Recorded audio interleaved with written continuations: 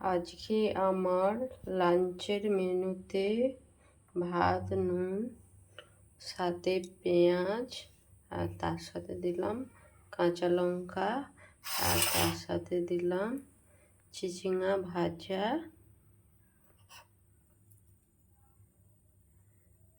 আর তার সাথে দিলাম ভেন্ডি ভাতে।